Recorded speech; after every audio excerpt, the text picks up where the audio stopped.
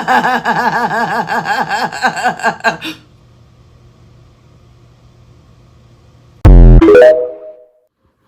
guys, that was the last funny video that I saw on TikTok just a few hours ago. It's not even 12 yet, and the app was shut down. I literally screamed, okay?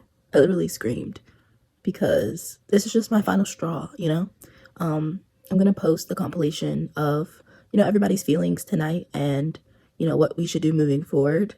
And then I also have another compilation video that I'll post, and that's gonna be about health conscious things that I learned from TikTok and why this app has such a special place in my heart.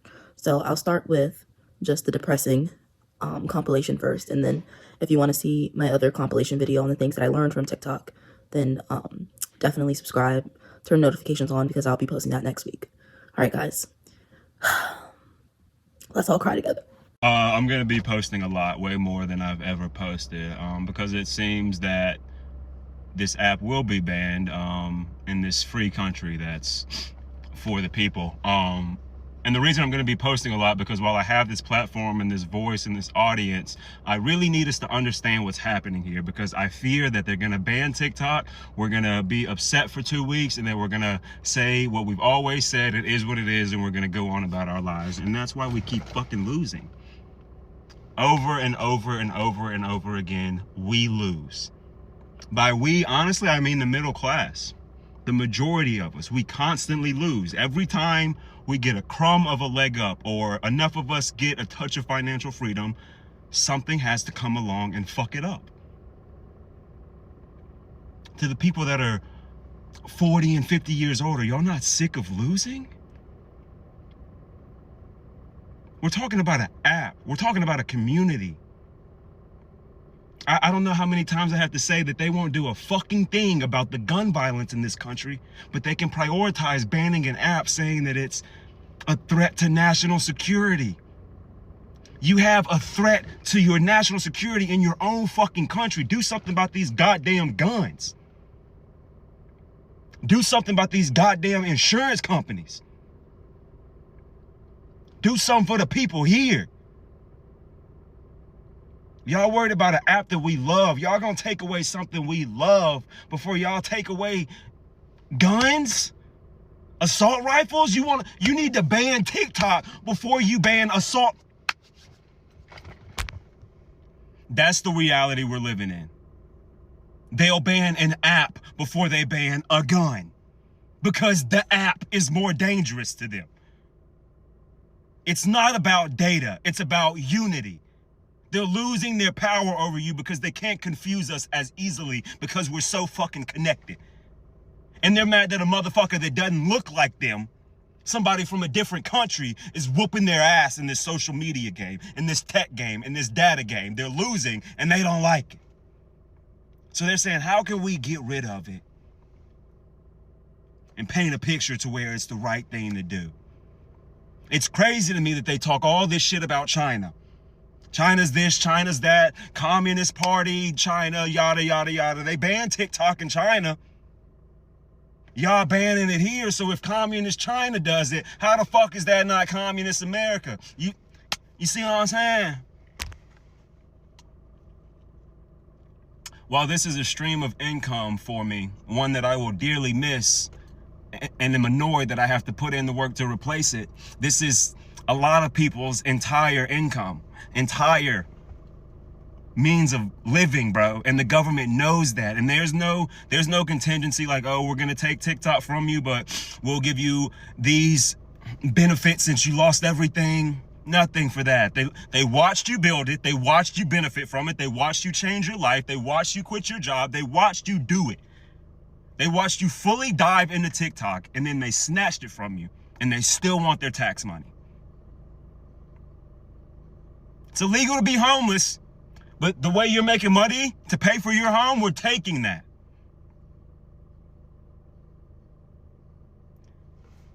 It's unbelievable. On a very, very, very serious note, I found out this morning that Chris O'Donnell unalived himself. I never met him, but we talked via direct message. And I still haven't processed it fully, you know. From my understanding, he was a happy guy. He was preaching mental health and fitness, you know. I watched the tribute from Iron Sanctuary, and they had the pleasure of meeting him in person and knowing him, you get what I'm saying? And I had planned to meet him, but now I can't, you know what I mean? And it shocked me because when I saw the news, I had to look at it. You know what I'm saying? Like, can't be. And he had a community here on this app and on other platforms, but mainly on this app, he had a community. So whatever he was battling, he had a community that at least helped him get along up until a certain point. This is so much more than an app that y'all are taking away from people. And it's so fucked up that you don't understand the gravity of that. I am awful at reaching out to people I care about. Chris has reached out to me in the times that I have leaked my emotional state of mind onto social media, and he's just checked in on me. You know, never met the guy in reality, but he checks in on me, you know what I'm saying? So I will now have my own self-reflection of why didn't I check in on him in time, you get what I'm saying? But that connection, I'm afflicted by this. It pains me to see that because I met him through this app. This is not some, we have two things in common, so we're gonna follow each other and watch each other's content type shit. People are making genuine connections, from platonic relationships to people finding the love of their lives to people just dating each other and learning about themselves and then going their separate ways, all intertwined and connected through this fucking app, bro. And because y'all can't get balls deep into the data because y'all didn't make the shit, you take it away from people and you ignore all of the real life implications that comes with that. It's more than an app and you know it. Go tell Keith Lee it's just a fucking app. Go tell the musicians that wouldn't be shit if their song didn't go viral on TikTok with all them dances that this is just an app.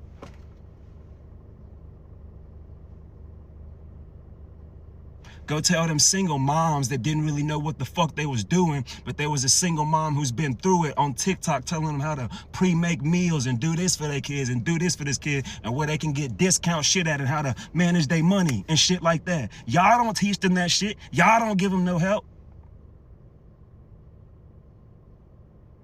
But when people take it amongst themselves to contribute to the progress of the fucking middle class or humans in general via an app, y'all take it away simply because you don't have an iron grip on the data, bro. It's unbelievable. Rest in peace to Chris, man. While none of us know the thoughts that he had in his own head, we're aware of the community that he built on this app. And there's a chance that part of that thought process was, well, I have this community on TikTok and they're taking it away from me. And that's just one more thing that I've lost. We'll never know for sure, but it's a possibility, right? But the government doesn't think that deep. They don't think about what they're taking away from people. All they think about is, oh, we have stock in Meta. So how great would it be if the competition, we got these tech billionaires ready to do anything and everything for us. If we just get rid of the competition. They don't give a fuck about the negatives that come with snatching this app from us. This is not the America they told me I would be proud of when I was growing up. In China, you cannot speak negatively about the governing party. Trump has doubled down on the threat from within and prosecuting those who have, you get what I'm saying? Do you see the similarities? They ban TikTok, we ban TikTok. What restriction is next? There's this looming threat to ban certain video games. When does it end? This is the start of the snowball. This is the start of the avalanche. And it shocks me to see millions of people watch it, say that's fucked up, that's crazy, but the wheel turns regardless, you know? African Americans should have a heritage trip to Africa, funded by the US government. The same treatment that Holocaust survivors receive, the same respect, the same dignity, the same understanding, the same compassion, is owed to African Americans. Why doesn't the US government help them track down their ancestry? Why are you not helping them go back to their homeland? Why are you not helping Africa, or the countries that stole them from, fight against European invaders and colonizers? Oh, wait, it's because you're one of them. And you can dispute me and say, they're not European, they're American. If we can go that far back for Israelis, why can't we go that far back for African Americans? This app is about to go, I don't know when or in what capacity. It will never be what it is now.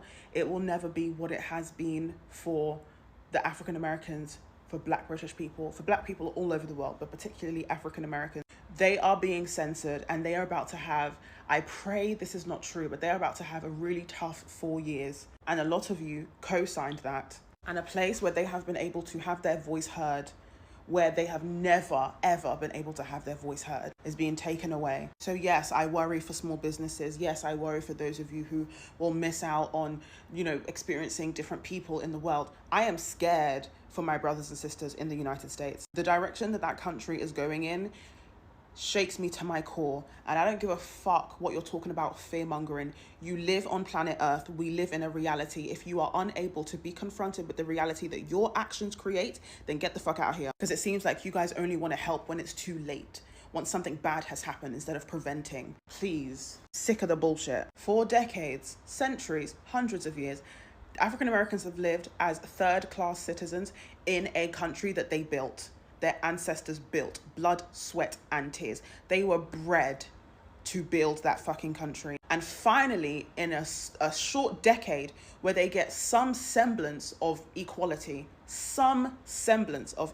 there are people like Trump who see that tiny bit of progress as a threat to centuries of oppression, or I beg your pardon, centuries of the privilege and the benefits that they have received off the backs of those people who have just that tiny amount of progress. It's really obvious, it's really clear, and it's really easy to see, and I can't stand the pandering bullshit. It's like if you were in a sandbox with two children, child one is standing there minding their business, child two is kicking sand in the other kid's eye, and the teacher is doing nothing. Finally, there are enough eyes on the entire situation that the teacher finally intervenes. Instead of stopping child two from kicking sand into child one's eyes, they just give child one a fucking sheet. Bearing in mind that not all children are getting a sheet. Some of them are getting a thin piece of cloth. Some of them are getting fishing nets. Some of their family members and community members are using their hands and their bodies. Some of them are getting nothing to block the fucking sand from going in their eyes. It's not stopping what that other child is doing. It's temporary. It's a bit of progress. And we're still working towards stopping child two from kicking the sand in that child's eyes because they feel like they're entitled to it. And now other sand kickers are seeing this happen all over with that same entitlement to kick sand in people's eyes and think, why the fuck can't I kick sand in their eyes? What the heck is that? And in retaliation are giving child two a fucking bulldozer to knock down the sheet that child one has been given to protect themselves, and is giving child two an excavator to dump more sand on top of the child. That's fucking basically what's happening. And a lot of you have to stop pretending like you don't see it, you don't understand it, because I know you see it and I know you understand it. There is a reason why none of us are free until all of us are free. And the state of what's happening right now in the West in particular is the clearest example, because if they come for them, they'll eventually come for you. If you're boycotting Metastock, I need you to listen to me. The boycott does not have the effect on the stock price that you think it does. But if you really want to make an impact, you need to make national news, and we have to boycott Meta for exactly 4 months. I used to day trade stocks. I have made money in the market. I know exactly what needs to be done. I'm going to explain it, but if you don't want to listen to me, all you need to do is be very, very loud, Get everyone you can to boycott Meta, and you have to do it for 4 months. There are 2 types of investors, technically 3. Retail, that's regular civilians like us. And then there are whales in the retail investors. Those are the people that are very wealthy but are not in the 1%. And then there is the corporate investor, the financial institutions. There's a post going around saying that Meta stock price is going down. It is not true, but I reposted it anyways because I want people to boycott. Retail investors make their decisions in the stock market based off of news. Buy the rumor, sell the news. Corporate investors only care about the numbers. Every publicly traded company on the U.S. stock exchange has to release a quarterly report. So in order to make a dent in the stock price, we need to make a dent in the quarterly report and in the news. If we put our best foot forward, if we stay off of Meta apps for 4 months, if we're loud about it, bumper stickers that say fuck Meta, they will have a shitty quarterly report. And then the financial institutions will sell some of their stock. The retail investors will see this, coupled with the national news that we need to create. It will create a selling frenzy. Retail investors, regular people, will short the stock. That means people will make money as the stock price goes down. I think at best we could get the stock price down 25%, and that might not seem like a lot to y'all. But the market cap on Meta stock is over $1 trillion, so that's $250 billion. If we can pull that off, I promise you, every financial institution and every billionaire in America will be watching. Boycott Meta for 4 months and be very loud about it because we need national news. Black Women's Project 2025 is to rest. We've done all we can. We've done all we can. I said in my last video that community is the answer. That's it. I need you to tap in to the people who love and care about you. I need you guys over the next few months to take inventory of what resources that you have that can be shared amongst you. If you are a Christian, this is a very biblical value, right? Acts, they had all things in common. Christianity is actually a very communal, despite what we've seen and heard, Christianity is a very communal religion. And so, Project 2025, Black folks, Black women especially, your job is to rest. Kick up your feet. Take off the cape. We showed up. We showed out. We spoke up. We did what we were supposed to do. It is now time to rest. And I'm saying Black women, but Black men as well. Black men as well. It is your time to rest. Rest is an act of resistance. Rest is a rebellion. It is. And I don't mean rest like be apathetic, because that's not what we need. Some of us do need to organize, but I want you to organize for your community, not to save the country. We're done with that now. We're done with that. We'll vote again in 2026 and do our part in the midterm elections to boost whatever we can. But your Project 2025, no matter what happens with the actual Project 2025, which remains to be seen, your job is to do your best, to love yourself, to dig deep, deep roots in your community, and to see what we can do together. We have officially been outed out of this democracy. It's not for us. We will reap the consequences, but we are resilient. Black people are resilient. There was another creator on here. She made a video, and I think I reposted it. But she said, like, we've been through this. We know what to do. We've been faced with this before. For the minorities who wanted white proximity so bad that you voted against yourselves, I pray and I hope that you learn very quickly and you assimilate very quickly to the resilience, the level of resilience that you will need for you to thrive in this new and upcoming democracy. I will speak more on this as I feel like I'm going to be making videos throughout today. But rest today, especially, I unfortunately plan to see a client today because I was optimistic. So I'm going to do that. But other than that, I was going to get some work done today. I am resting. I'm going to take care of my household. I might clean up a little bit, but I am investing in me. And then I'm going to have some TLC. I have some TLC planned later this evening. And then this weekend, me and my girls have a sleepover planned. That's what I'm doing in response to this. And of course, I'm going to spend some time in prayer and I'm going to journal. I'll make another video soon about like how to cope and how to process. Please stay tuned. I'm already planning to meet with colleagues on how we can support our community during this time. So stay tuned. There will be free resources that I am working on. So yeah.